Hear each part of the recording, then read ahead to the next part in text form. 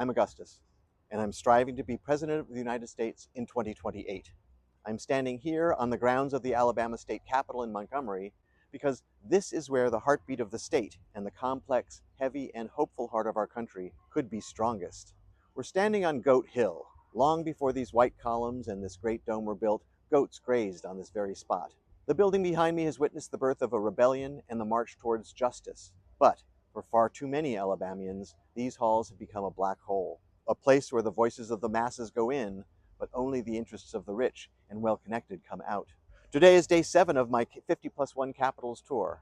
My plan seems obvious and necessary to me, but behind me in the halls of power and for other presidential candidates, it could be considered radical. The plan is to visit every capital in the country, including Honolulu and Juneau, over the course of about 60 days, not to give motivational speeches, but to listen to the people, and hopefully to truly hear what problems the general public need fixing. Alabama is a state defined by its grit and its deep red earth. It is a land where the foothills of the Appalachians in the northeast give way to the industrial strength of Birmingham, the rich, dark soil of the Black Belt, and finally to the mobile Tensaw Delta and the sugar-white sands of the Gulf Coast. Alabama has always been a place where people aren't afraid to stand their ground.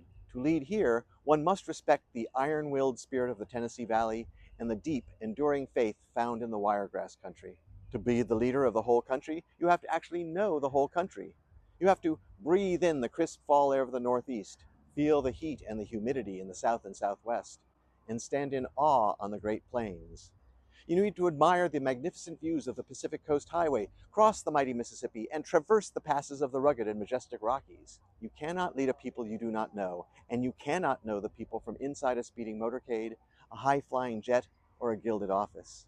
Having lived in 7 states and visited all 50 states at least once before, I feel I have a glimmer of understanding of who the people of the United States truly are. But you can never stop learning, so I'm visiting each state again. And I plan to do this over and over again during the course of my campaign and during my presidential term. Now you might be thinking, who is this guy? Why him? As I said, I'm Augustus. I was born in New York State 64 years ago. Like you, I've spent much of my life working. I've seen presidents and Congresses come and go. I've seen industries rise and fall, and I've watched as the people who keep this nation functioning are treated like sheep or cattle, as resources, not people. But is he qualified, you may be wondering? The Constitution says I am. The more important question is, how do I know if someone is qualified? For me, being qualified means that the person is working as hard as they can to help the most people in the country as possible. Think about the people who currently meet in the Alabama legislature and in Washington, D.C. How many of them are qualified? How many of them are actively working to make your lives better?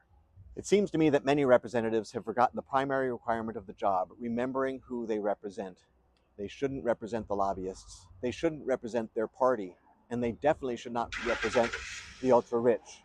Your representatives, including the President of the United States, should represent you, period.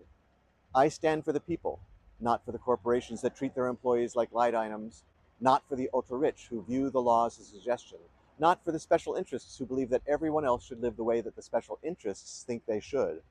I still believe in the America our founders envisioned, a land of opportunity and freedom, not where we find ourselves now in a land of glass ceilings and locked doors. Why consider an unconventional and unaffiliated candidate like me? Maybe it's because you're exhausted.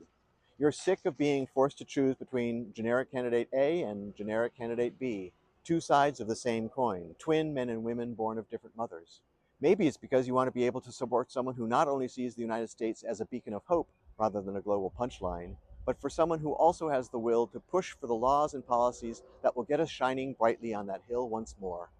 The motto of Alabama is Audemus jura nostra defendere. We dare defend our rights. It's a bold promise. But for far too long, the only rights being defended in these halls are the rights of those with the biggest checkbooks. It's time we move that spirit of defense off our coat of arms and into our laws, our economy, and our daily lives. Let's defend the rights of those who are currently underdefended. I'm headed to Nashville, Tennessee tomorrow. I have many miles and many state capitals ahead of me. If you see me on your state house steps, don't just take a picture, come over and say hello. Tell me what's keeping you up at night. Tell me what you want for your children. I'm Augustus, and I'm here to listen. I'll see you on the steps where you live.